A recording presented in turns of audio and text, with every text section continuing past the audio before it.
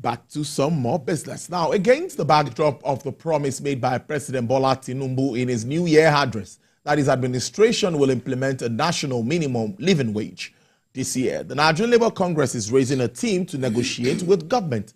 Recall the federal government and the labor unions have been engaged in negotiations for the national minimum wage for a while now. But what is the latest as regards these ongoing negotiations? And what does this mean for the economy? What is also happening with regards to businesses leaving this country? We saw what happened last year, the likes of GSK and more even threatening to leave.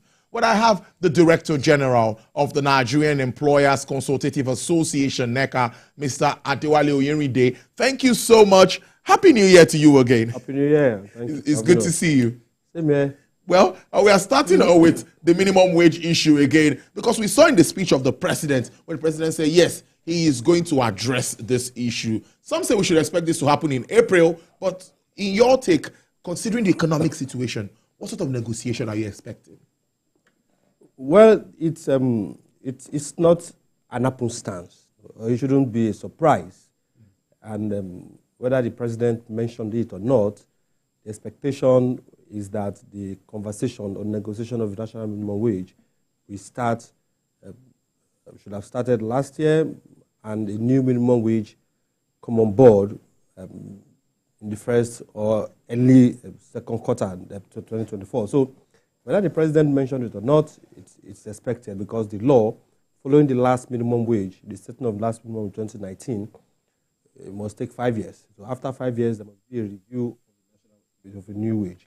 Now, the circumstances, the economic circumstances that we face, removal of fuel subsidy, changed dynamics and made the agitation for immediate review louder, because the cost of living, the whole concept of survival changed when the fuel subsidy was removed, because the cost of living basically skyrocketed, which aggravated the call for the immediate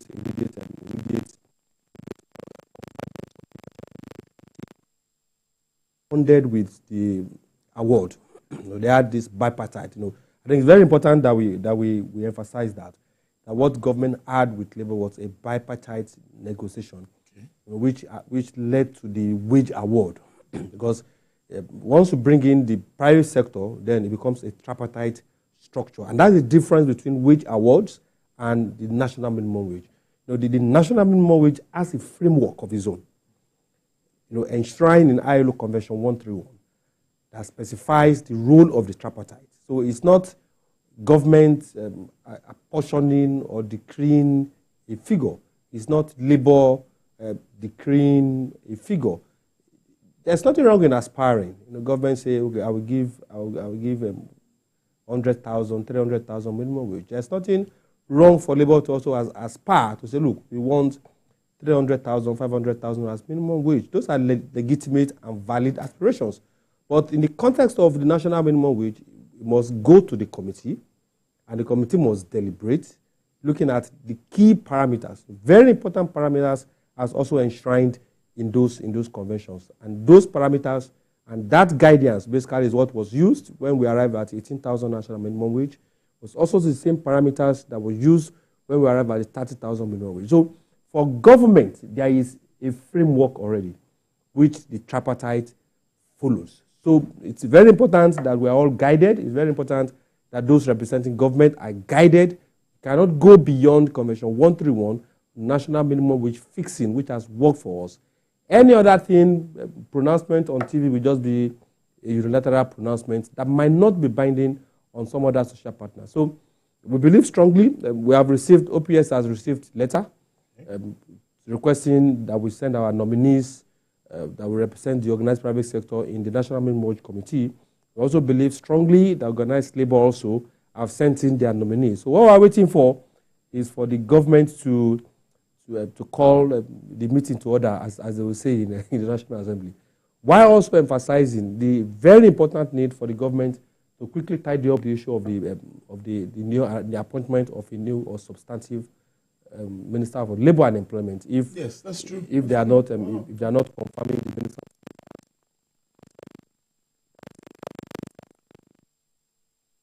Unfortunately, I've treated that ministry with levity. The Ministry of Labor and Employment is probably one of the very critical ministries. Because without industrial harmony, come on, we can't go anywhere. We have crises everywhere. So that ministry is very strategic, very important, and we hope that the government will do the needful and appoint a substantive minister of state, a technocrat, that's whose learning curve in all these concepts or in that ecosystem of labor and employment, his learning curve will be less. Not someone that will come in and we start from the scratch. From the scratch. That ministry cannot afford such for now. So for us, we are looking forward to the calling of the meeting of the National Minimum Wage Committee, where the negotiation will eventually start.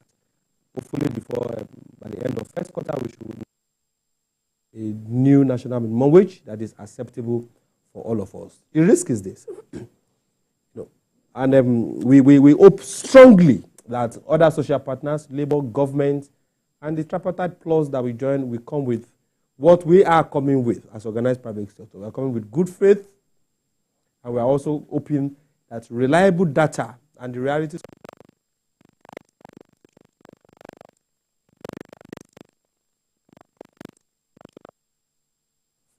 for Nigerian workers. If you set it too low, you continue to promote poverty, basically. And if you set it too high, you're also going to create some level of distortion.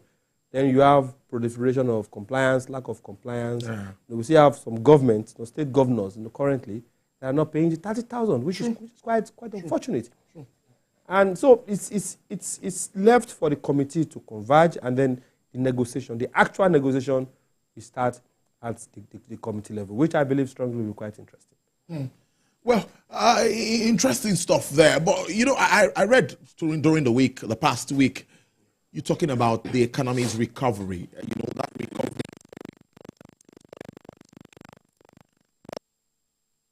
Say it can happen overnight.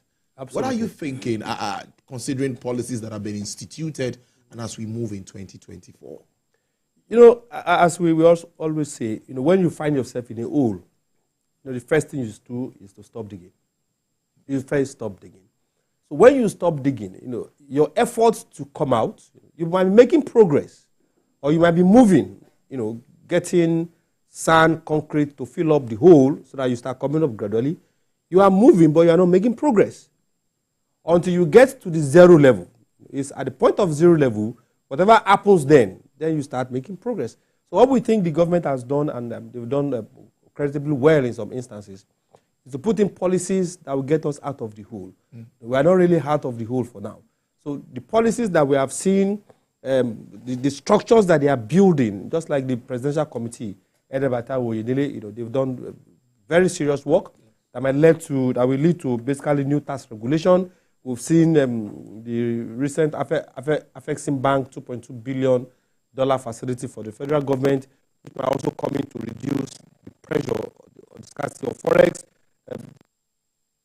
Finally coming on board, also, and the waiver for the importation of some machineries, especially machinery that will aid the production of CNG buses. Those policies will not immediately have effect. And that's our projection, that in the next 2 quarters, we might still struggle, we might still feel some pain, we might still feel some discomfort, but hopefully, if the government is serious, is focused, and do 2 things, just like the president did this afternoon, face the issue of corruption or perceived corruption, face it squarely, and also ensure fiscal discipline.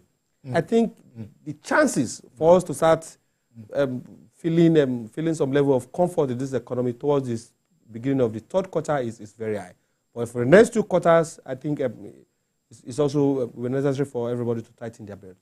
How worried are you with regards to how this would affect businesses? We already see businesses leaving the shores of our country, which is not too good, affecting our stock markets, affecting investment confidence. So what are you thinking, and what really are the consequences of this, and what can be done?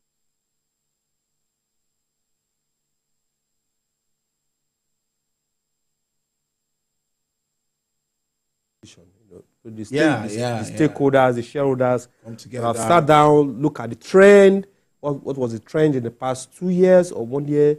What is the trend? What is the projection? You know, the government policies, how exactly is it going to pan out? Is the government serious? Are these policies consistent? You know, what is the regulatory environment going to look like? What are the legislative environment going to look like? Those ingredients, if I call them ingredients, economic ingredients or indices, will influence whether a business will remain or whether it will not remain. So whether businesses will leave or they stay, it all depends on what government exactly will do. We are trusting that with the new policies, with the new